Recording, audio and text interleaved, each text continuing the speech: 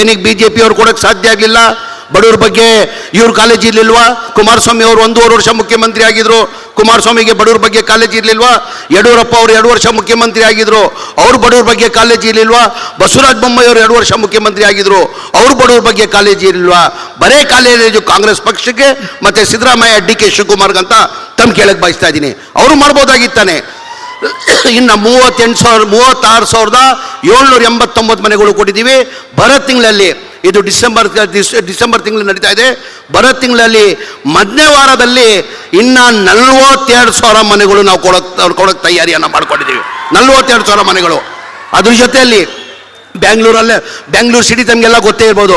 ಬ್ಯಾಂಗ್ಳೂರು ಸಿಟಿಯಲ್ಲಿ ಹೆಚ್ಚಿನ ಸಂಖ್ಯೆಯಲ್ಲಿ ಆಟೋ ಚಾಲಕರು, ಕೂಲಿ ಮಾಡುವವರು, ಬೀದಿ ವ್ಯಾಪಾರ ಮಾಡೋರು ಭಾಳ ಜನ ಇದ್ದಾರೆ. ಹಿಂದಿನ ಸರ್ಕಾರದಲ್ಲಿ ಸಿದ್ದರಾಮಯ್ಯ ಅವರು ಮುಖ್ಯಮಂತ್ರಿ ಇರುವಾಗ ಅವ್ರ ಬಡವರಿಗೆ ಅವ್ರ ಸ್ವಂತ ಮನೆ ಆಗಬೇಕಂತ ಹೇಳ್ಬಿಟ್ಟು 1 lakh ಹೌಸಿಂಗ್ ಸ್ಕೀಮನ್ನು ತಂದಿದ್ರು. 1 lakh ಹೌಸಿಂಗ್ ಸ್ಕೀಮನ್ನು ಆ ಟೈಮಲ್ಲಿ 2016ರಲ್ಲಿ 1,028 ಎಕರೆನ ಜಾಗನ ನಮ್ಮ ರಾಜೀವ್ ಗಾಂಧಿ ಡಿಪಾರ್ಟ್ಮೆಂಟ್ಗೆ ಕೊಟ್ಟಿದ್ರು. 1,028 ಎಕರೆ. ಏನಕ್ಕೆ ಕಾರಣ ಅಂದರೆ ಆ ಬಡವರು ಅವ್ರಿಗೂ ಒಂದು ಸ್ವಂತ ಮನೆ ಆಗಲಿ, ಎಲ್ಲ ಆಟೋ ಚಾಲಕರು ಇರೋದು, ಬೀದಿ ವ್ಯಾಪಾರ ಮಾಡೋರು ಬಡವರು ಜಾಸ್ತಿ ಇದೆ, ಬೆಂಗಳೂರು ಸಿಟಿದಲ್ಲಿ ಅವ್ರಿಗೂ ಮನೆಗಳು ಆಗಲಿ ಅಂತ ಜಾಗನ ಘೋಷಣೆ ಮಾಡಿ 16 ಲಕ್ಷ ರೂಪಾಯಿ ಘೋಷಣೆ ಮಾಡಿದ್ರು ಅವ್ರಿಗೆ. ಕೇಂದ್ರ ಸರ್ಕಾರದಿಂದ 1.5 ಲಕ್ಷ, ರಾಜ್ಯ ಸರ್ಕಾರದಿಂದ 1.5 ಲಕ್ಷ, ಬರೀ ಅವ್ರು 2.5 ಲಕ್ಷ ಕೊಟ್ಟರೆ ಅವ್ರು ಬೆಂಗಳೂರು ಸಿಟಿಯಲ್ಲಿ ಸ್ವಂತ ಮನೆ ಆಗಬೇಕಂತ ನಮ್ಮ ನಾಯಕರಾದಂಥ ಸಿದ್ದರಾಮಯ್ಯ ಅವರು ಹಿಂದಿನ ಸರ್ಕಾರದಲ್ಲಿ ಘೋಷಣೆ ಮಾಡಿದರು. ಅದಾದಮೇಲೆ BJP ಸರ್ಕಾರ, ನಮ್ಮ ಸರ್ಕಾರ ಹೋಯಿತು, 17 ಬಂತು, ಗುದ್ಲಿ ಪೂಜೆ ಆಯಿತು, ಕೆಲಸ ಶುರುವಾಯಿತು. ಅದಾದಮೇಲೆ ಸಮ್ಮಿಶ್ರ ಸರ್ಕಾರ ಬಂತು. ಆ ಅವಧಿಯಲ್ಲಿ ಕುಮಾರಸ್ವಾಮಿ ಅವರು ಏನೂ ಮಾಡಿಲ್ಲ. ಅದಾದಮೇಲೆ BJP ಸರ್ಕಾರ ಬಂತು, ಯಡಿಯೂರಪ್ಪ ಅವರು ಏನೂ ಮಾಡೋಕ್ಕಾಗಲಿಲ್ಲ. ಆಮೇಲೆ ಬಸವರಾಜ ಬೊಮ್ಮಾಯಿ ಅವರು ಮುಖ್ಯಮಂತ್ರಿ ಆದರು 2021ರಲ್ಲಿ. 2021ರಲ್ಲಿ ಕರೆಸಿ ರಿವ್ಯೂ ಮೀಟಿಂಗ್ ಮಾಡಿ ಇದು 6 ಲಕ್ಷ ಮನೆ ಇದ್ದಿದ್ದು 10,60,000 ರೂಪಾಯಿ ಮಾಡಿದ್ರು. ಎಷ್ಟು ಮಾಡಿದ್ರು? 6 ಲಕ್ಷ ಇದ್ದಿದ್ದು 10,60,000 ಮಾಡಿದ್ರು. ಅದಕ್ಕಂತ ಹೇಳ್ಬಿಟ್ಟು GST ಆದರು, 60,000 ರೂಪಾಯಿ GST ಹಾಕಿ 11,20,000 ಆದರು. ನಮ್ಮ ಸರ್ಕಾರ ಬಂದಾದಮೇಲೆ ಮೊನ್ನೆ ಸಿದ್ದರಾಮಯ್ಯ ಸಾಹೇಬರು ಮುಖ್ಯಮಂತ್ರಿ ಆದಮೇಲೆ ಇಲ್ಲ, ನಾನು ಕೊಟ್ಟಿದ್ದ 6 ಲಕ್ಷ ರೂಪಾಯಿಗೆ ಈ BJP ಅವ್ರು ಬಂದು ಇದಕ್ಕೆ ಡಬಲ್ ಮಾಡಿಬಿಟ್ಟಿದ್ದಾರೆ ಅಂತ ಹೇಳ್ಬಿಟ್ಟು ಒಂದು ರಿವ್ಯೂ ಮೀಟಿಂಗ್ ಮಾಡಿ ಬಡವ್ರ ಕೊಡೋದು ಕಷ್ಟ ಆಗ್ತದೆ ಅಂತ ಹೇಳ್ಬಿಟ್ಟು 1 ಲಕ್ಷ ರೂಪಾಯಿ ನಾನು ಕೊಡ್ತೀನಿ, ಅದು 1 ಲಕ್ಷ ಕಡಿಮೆ ಮಾಡಿ ಅಂತ ಘೋಷಣೆ ಮಾಡಿದ್ರು. ನಾವು ಚುನಾವಣೆ ಟೈಮಲ್ಲಿ ಘೋಷಣೆ ಮಾಡಿರಲಿಲ್ಲ. ಅಂದರೆ ನಾನು ಏನಕ್ಕಪ್ಪ ಇದು ಹೇಳ್ತಾ ಇದ್ದೀನಿ ಅಂದರೆ ಕಾಂಗ್ರೆಸ್ ಸರ್ಕಾರ ಇರೋದೇ ಬಡವ್ರ ಪರಗೆ. ತಾವು ಇತಿಹಾಸ ತೆಗೀರಿ, ಕಾಂಗ್ರೆಸ್ ಪಕ್ಷದ ಇತಿಹಾಸ ತೆಗೀರಿ. ಮೊನ್ನೆ ಆಯಿತು ಉಪಚುನಾವಣೆಯಲ್ಲಿ ಬಂದು ಏನೇನು ಭಾಷಣ ಮಾಡಿದ್ದಾರೆ ವಿರೋಧ ಪಕ್ಷದವರು, ನಾನು ಹೇಳೋಕ್ಕೆ ಹೋಗಲ್ಲ.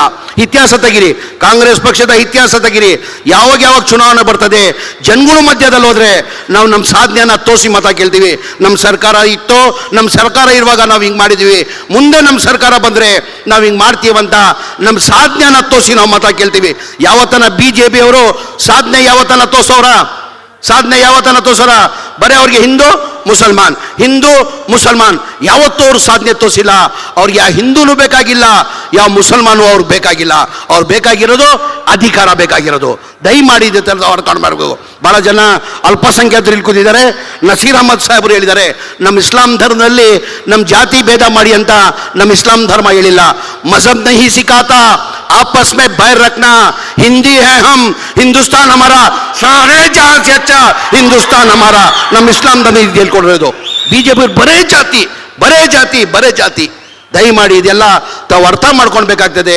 ಹಿನ್ನೆಲೆಯಲ್ಲಿ ಇನ್ನೊಂದು ಬಾರಿ ನಮ್ಮ ಅನ್ನಪೂರ್ಣ ತುಕಾರಾಮ್ ಅವ್ರಿಗೂ ನಾನು ಅಭಿನಂದನೆ ಸಲ್ಲಿಸಿ ನಿಮಗೆಲ್ಲ ಕೈ ಜೋಡಿಸಿ ಇನ್ನೊಂದು ಬಾರಿ ನಮಸ್ಕಾರನ ಮಾಡಿ, ಆಮೇಲೆ ಮೊನ್ನೆ ನಮಗೆಲ್ಲ ಒಂಥರ ಆಗಬೇಕಾಗಿತ್ತು, ಘಟನೆ ಆಗಿದೆ ವಿಮ್ಸಲ್ಲಿ. ತಮಗೆಲ್ಲ ಗೊತ್ತಿದ್ದೀರದ, ನೆನ್ನೆಲ್ಲ ಮೊನ್ನೆವರೆಗೂ 5 ಜನ ತೀರ್ಕೊಂಡಿದ್ರು, ಅದ್ರಲ್ಲಿ ನಿಧನ ಹೊಂದಿದ್ರು. ಇವತ್ತು ಮಾನ್ಯ ಮುಖ್ಯಮಂತ್ರಿಗಳು CM ರಿಲೀಫ್ ಫಂಡಲ್ಲಿ 2 ಲಕ್ಷ ರೂಪಾಯಿ ಅಂತ ಘೋಷಣೆ ಮಾಡಿ ಅಂತ ನಾನು ಮಾನ್ಯ ಮುಖ್ಯಮಂತ್ರಿಗಳು ಹೇಳಿದರೆ ನಾನು 2 ಲಕ್ಷನ ಘೋಷಣೆ ಮಾಡಿದೆ. ಇವತ್ತು ಏನು ಬಂತು ಗೊತ್ತಿಲ್ಲ. ಇಲ್ಲ ಕಣೋ, ಆ ಘಟನೆ ಆಗಬಾರ್ದಾಗಿತ್ತು. 5 ಜನ ಸತ್ತಿರೋರು ಬಡವರಾಗಿದ್ದಾರೆ ಅಂತ ನನ್ನ ಮಾಹಿತಿ ಬಂದಿದೆ. ಅವ್ರಿಗೆ 2 ಲಕ್ಷ ಘೋಷಣೆ ಮಾಡಿದ್ಯಾ, ಇನ್ನು 3 ಲಕ್ಷ ಘೋಷಣೆ ಮಾಡು, 5 ಲಕ್ಷ ಪರಿಹಾರ ಕೊಡ್ತೀವಿ ಅಂತ ಮಾನ್ಯ ಮುಖ್ಯಮಂತ್ರಿ ಇವತ್ತು ಸೂಚನೆಯನ್ನು ಕೊಟ್ಟಿದ್ದಾರೆ. ಇವತ್ತು 5 ಲಕ್ಷ ಕೊಡಬೇಕಂತ ತೀರ್ಮಾನ ಮಾಡಿದ್ವಿ. ಆ ಹಿನ್ನೆಲೆಯಲ್ಲಿ ತಾವೆಲ್ಲ ಅರ್ಥ ಮಾಡ್ಕೊಂಡು ನಾವು ಕಾಂಗ್ರೆಸ್ ಪಕ್ಷ ಇರೋದೇ ಬಡವ್ರ ಪರ ಸೇವೆ ಮಾಡೋಕ್ಕೆ ನಾವಿರೋದು. ಕಾಂಗ್ರೆಸ್ ಪಕ್ಷಕ್ಕೆ ಜಾತಿ ಇಲ್ಲ. ಕಾಂಗ್ರೆಸ್ ಪಕ್ಷಕ್ಕೆ ಎಲ್ಲ ಸಮಾಜದವ್ರಿಗೂ ಜೊತೆ ಯಾವುದನ್ನ ಪಕ್ಷ ತಗೊಂಡು ಹೋಗ್ತಾ ಇದೆ ಅದು ಕಾಂಗ್ರೆಸ್ ಪಕ್ಷ. ನಾನು ಮುಸ್ಲಿಂ ಆಗಿದ್ದೀನಿ, ಎಲ್ಲ ವೇದಿಕೆ ಮೇಲೆ ಹೇಳ್ತೀನಿ ಸರ್, ನಾನು ಡಿ ಕೆ ಶಿವಕುಮಾರ್ ಸಾಹೇಬ್ರೆ, ನಾನು ಮುಸ್ಲಿಂ ಆಗಿರ್ಬೋದು, ಅದಕ್ಕಿಂತ ಮುಂಚೆ ನಾನೊಬ್ಬ ಹಿಂದೂಸ್ತಾನಿ ಕನ್ನಡಿಗ, ಆಮೇಲೆ ಮುಸ್ಲಿಂ ಅಂತೀನಿ ನಾನು. ನಮ್ಮ ಕಾಂಗ್ರೆಸ್ ಪಕ್ಷಕ್ಕೆ ಜಾತಿ ಇಲ್ಲ ಸ್ವಾಮಿ, ನಮ್ಮ ಕಾಂಗ್ರೆಸ್ ಪಕ್ಷಕ್ಕೆ ಜಾತಿ ಇಲ್ಲ. ನಾವು ಯಾವತ್ತಿದ್ರು ನಿಮ್ಮ ಬಡವ್ರ ಪರ ಇರ್ತೀವಂತ ಹೇಳ್ತಾ ನನ್ನ ಎರಡು ಮಾತಾಡೋಕೆ ಅವಕಾಶ ಕೊಟ್ಟಿದ್ದು ನನ್ನ ಮಾತು ಮುಗಿಸ್ತೀನಿ. ಜೈ ಹಿಂದ್, ಜೈ ಕರ್ನಾಟಕ. और नए न्यूज़ों के लिए देखते रहिए अपना चैनल TV22 न्यूज़।